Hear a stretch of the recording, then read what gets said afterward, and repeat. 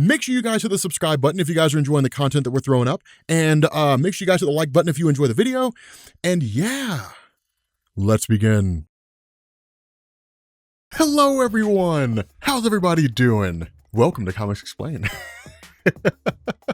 In this video, we are covering Beyond Omega level once again, and we're talking about a character that honestly, I can't believe we waited this long to cover in this series, the Silver Surfer. Now, the Silver Surfer was created by Jack Kirby and made his first appearance in Fantastic Four number 48 in 1966, which I actually have a copy of, and the actual creation of the Silver Surfer is pretty interesting. So, back in the 1960s, Stan Lee and Jack Kirby created comics using a process called the Marvel Method, where Stan Lee would give Kirby a general outline of an issue's plot. Kirby would then draw the issue and give it back to Stan, who would then add in the narration and the dialogue. Now, when Kirby turned in his pencils for issue number 48, they included a character that Kirby and Lee had not discussed, which of course was the Silver Surfer. And Jack Kirby decided that since Galactus was a godlike entity, he would need a herald, and since he was tired of drawing spaceships, he decided to put him on a surfboard. Now, despite being taken totally by surprise, Stan Lee actually loved the design of the character so much that he just rolled with it, and the Silver Surfer became a mainstay in the Marvel Universe. Kind of a fun little fun fact. Now, as for his in-continuity origin, as most of you guys know, the Silver Surfer is the alter ego of Norrin Radd, a citizen of the planet Zenn-La, a planet that has basically become a utopia, having eliminated all diseases, famines, war, and crime. But achieving perfection came at a cost, in that the Zenn-Lavian people basically found themselves with a lot of idle time and nothing to do. Now, this leads Norrin's mother, Elmar Radd, to end up taking her own life, basically, and later his father would follow suit after it was revealed that he'd stolen the intellectual property of another scientist, leading to his disgrace.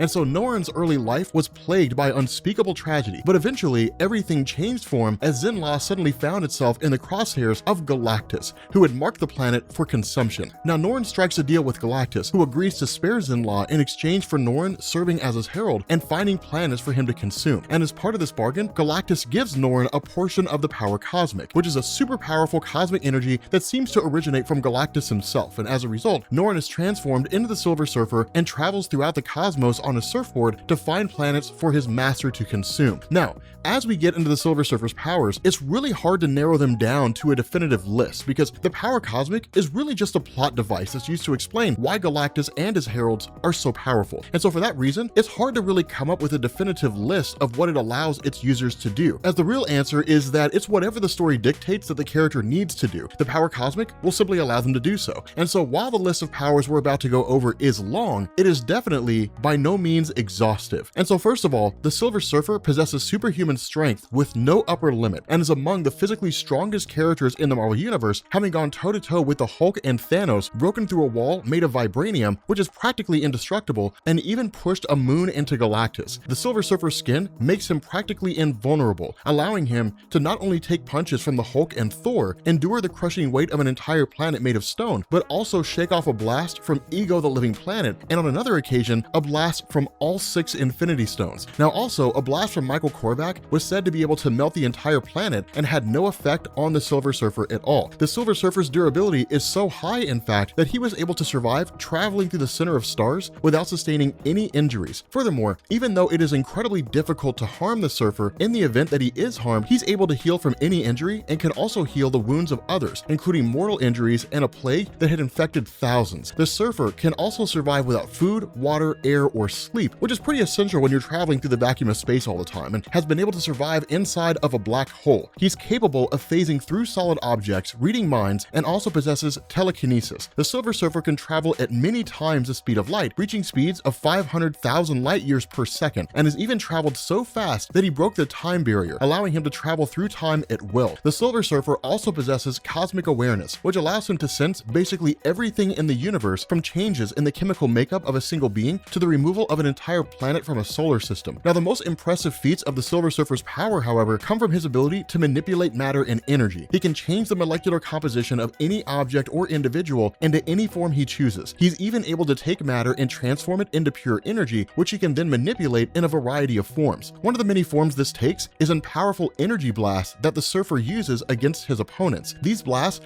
are so powerful that they're able to destroy meteors, large spacecraft, and even entire planets. On one occasion, the Surfer produced a blast so powerful that it matched the power of the Soul Stone, which would require a massive amount of energy. The Silver Surfer also uses his ability to manipulate energy defensively and can create force fields powerful enough to block nuclear explosions, the God Blast of Thor, and cosmic radiation. The Surfer can also absorb a seemingly limitless amount of energy, having drained the Hulk of all the gamma radiation in his body and turning him back into Bruce Banner, absorbing the energy of a star and harnessing it to destroy a moon, and taking out an entire solar system after siphoning energy from the Unilord, one of the most powerful enemies in the history of Marvel. Aiding the Surfer in his duties as both a Herald of Galactus and during his subsequent time as a superhero is the surfboard made up of cosmic energy that he travels on. But the board is really much more than just a simple means of conveyance. The board was able to destroy a planet-sized asteroid that was hurtling toward Earth, and it can also shift into virtually any shape, including a sword large enough to battle the symbiote god Null. The Surfer can also imprison beings within the board, even beings as powerful as the former Captain Marvel Genus Vel, who actually used his power to warp the entirety of reality. Now, just to highlight a couple more of his more impressive feats, on one occasion, the Surfer was able to bathe the entire Earth with enough cosmic energy to impact every single person and temporarily bring about world peace. The issue with that is it's actually in the story Silver Surfer Requiem, which isn't necessarily in continuity. This is by no means a comprehensive list of the Silver Surfer's accomplishments. He's been around for over 50 years and frequently goes up against some of the most powerful entities in the Marvel Universe, so he's constantly proving himself to be an extremely strong character that's definitely deserving of being placed in the Beyond Omega level category. And if you still don't believe me, just remember, the Silver Surfer was part of the Annihilators, and that really just kind of speaks for itself, right? A team that would pretty much decimate any superhero team in existence in Marvel Comics. With that being said, guys, we're gonna bring this video to an end. If you are new here to Comics Explained, make sure you guys hit the sub button to become part of the Rob Corps. If you guys enjoyed this video, make sure you drop a like,